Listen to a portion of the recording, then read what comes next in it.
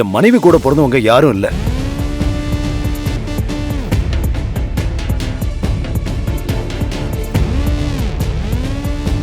ஆட பங்காளி பசங்கன்னு கூடவா யாரும் இல்ல?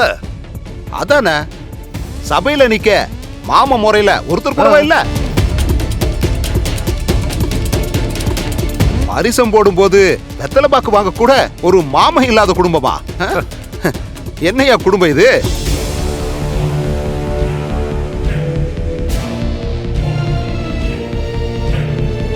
எங்க பொண்ணுக்கு உறவு முறையில அத்தனை சொந்தமும் இருக்கு. இப்படி சொந்தத்துக்குள்ள பொண்ணை கொடுக்காம சின்ன பொண்ணு பேச்ச கேட்டு புருஷன் பொண்டாட்டிய குடும்பம்னு சொல்லிக்கிற வீட்டுல பொண்ணை கொடுக்க போறீங்களே, இதெல்லாம் நியாயமா மாமா? என்ன விட்டா பேசிட்டே போறீங்க?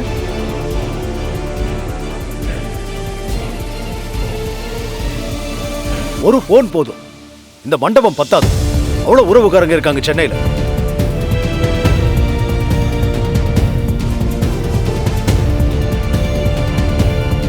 சொந்தக்காரனாலே சந்தோஷத்தை விட சங்கடம் தான் ஜாஸ்தி. நம்ம கூட இருந்துகிட்டே நமக்கு கெட்டது பண்ணுவாங்க.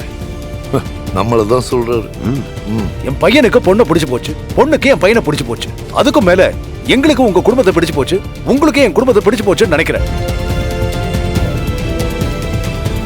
கல்யாணம் முடியட்டும், அப்ப விருந்துக்கு ஊரையே கூட்டிட்டு வர நீங்களே ஆச்சரியப்பட்டு போயிடுவீங்க. ஐயோ சம்பந்தி, தயவு செஞ்சு நீங்க தப்பா எடுத்துக்காதீங்க. இவனுக்கு புரியாம பேசிட்டு இருக்கானுங்க, அறிவு கட்டணுங்க, லூசு பசங்க. இதெல்லாம் ஒரு பிரச்சனையே இல்ல. மாமா இல்லாத வீட்ல புள்ளைய பெத்தவங்களே பரிசம் போடுறது நம்ம ஊரு வழக்கம் தானே. நீங்களே பரிசம் போட்டு ஒருத்தருக்கு ஒருத்தர் வெத்தலை பாக்கு மாத்திக்கிங்க. எழுந்திருங்கப்பா, எழுந்திருங்க, தட்டை மாத்திக்கிங்க. எவ்வளவு அழகா இருக்காங்க பாருங்க.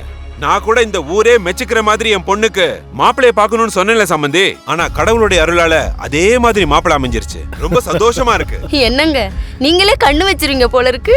மதினி, அண்ணன் நல்ல மனசோட தான் சொல்லியிருக்காரு. அவங்க நல்லா தான் இருப்பாங்க.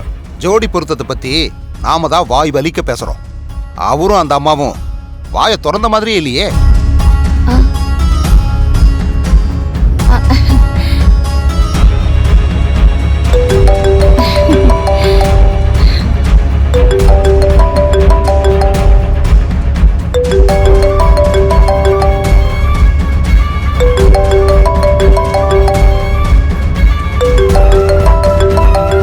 லக்ஷ்மி, அந்த மும்பை கிளைண்ட் தான் ஃபோன் பண்றாரு.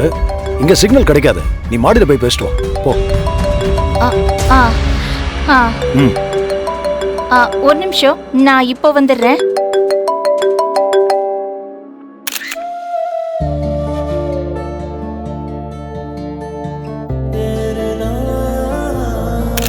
டேய் அரவிந்த், என்னடா இது?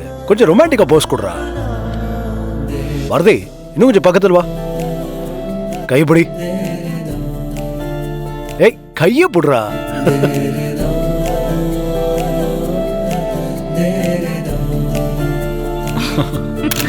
ஏய் விமல் சார், ஷட்டர் ஸ்பீடை கட் பண்ணி 50ல வச்சு கிளிக் பண்ணு. என்ன சம்பந்தி, நான் சொல்றது கரெக்ட் தானே? சம்பந்தி 1000 சொல்லுங்க, படிச்சவங்க தான். எவ்வளவு அழகா போட்டோகிராஃபருக்கே நீங்க ஐடியா கொடுக்குறீங்க.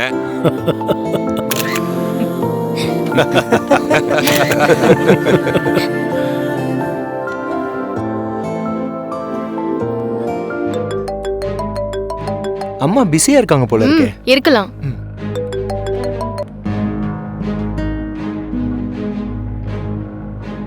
அந்த கல்யாண வேலையில ஏதாவது கொஞ்சம் பிஸியா இருப்பாங்கன்னு நினைக்கிறேன்.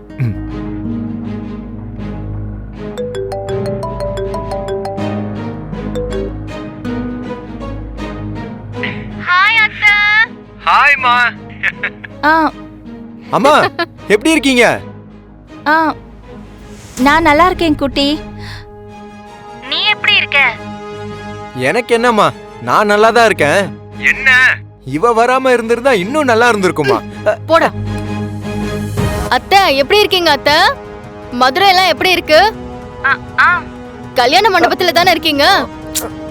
பொண்ணு மாப்பிள்ளை எல்லாம் எப்படி இருக்காங்க? இங்க எல்லாரும் நல்லா இருக்காங்க பவி. நான் இங்க மண்டபத்துல தான் இருக்கேன். அம்மா, அங்க ஸ்டேலாம் உங்களுக்கு கம்ஃபர்ட்டபிளா இருக்கா? ஏன் ஒரு மாதிரி இருக்கு உங்க ஃபேஸ்? அதெல்லாம் இல்ல குட்டி, நான் நல்லா இருக்கேன். ரொம்ப நேரமா ட்ரெயின்ல வந்ததுனால கொஞ்சம் டயர்டா இருக்கு. மத்தபடி நான் நல்லா இருக்கேன். அம்மா உங்க முகம் எனக்கு கரெக்டா தெரியல, இன்னும் கொஞ்சம் ஜூம் பண்ணி காட்ட முடியுமா? கொஞ்சம் பக்கத்துல இன்னும் ஜூம்மா. போன்ல கை வச்சு இப்படி பண்ணுங்க. ஜூம். ஆ ஆ ஆ.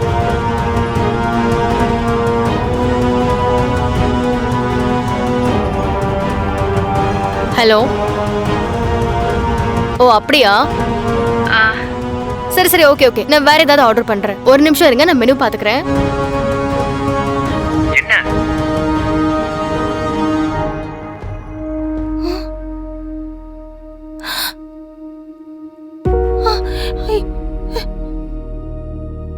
ஒரு ghee rice, paneer butter masala and malai kofta வேணுமா? ஆமா ஓகேவா? அதே ஆர்டர் பண்ணிரு. நான் இங்க வெளியூருக்கு வந்திருக்கேன். ஐயோ, ஒரு கல்யாண இப்போ விஷயம். இதை எப்படி மாத்துறதுன்னு தெரியலையே. நாளைக்கு ஐயோ, வந்துடுறேன். சுச்சோ. கண்டிப்பா நம்ம மீட் பண்ணலாம். Carrot halwa, Okay. கேரட் ஹல்வாவும் குலாப் ஜாமுனும் சொல்லிட்டா? வீட்ல எல்லாரும் நல்லா இருக்காங்கல்ல? ஆமா.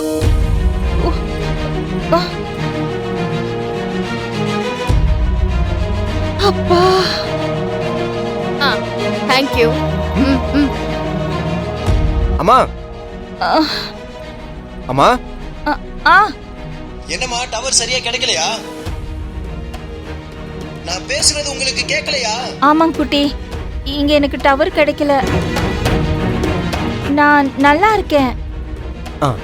அரவிந்த் இங்க எனக்கு எல்லா வசதியும் பண்ணி வச்சிருக்கான். என்னை பத்தி கவலைப்படாம நீயும் பவியும் சந்தோஷமா இருங்க.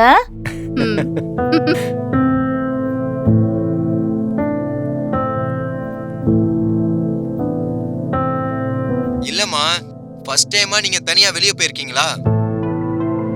அதான் எனக்கு கொஞ்சம் நர்வஸா இருக்கு.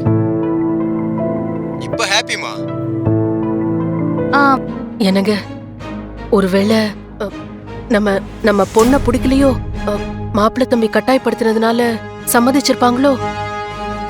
சம்மந்திய பாக்குறப்ப அப்படி தெரியலையே. சம்மந்தி அம்மா தான் மனசுல ஏதோ வச்சுக்கிட்டு பேசுற மாதிரி தெரியுது. இங்க பாருங்க, எதுவா இருந்தாலும் கல்யாணத்துக்கு முன்னாடியே தீர விசாரிக்கணுங்க. ஒத்த புள்ளைய பெத்து தங்கம்னு வளர்த்துட்டு இவங்க கிட்ட தவிக்க விட முடியாது. நாளைக்கு என் புள்ள கண்ணை கசக்கிட்டு வந்து நின்னா அப்புறம் நான் மனுஷாவே இருக்க மாட்டேன், பாத்துக்கோங்க. ஏய், அப்படிலாம் ஒண்ணும் நடக்காது.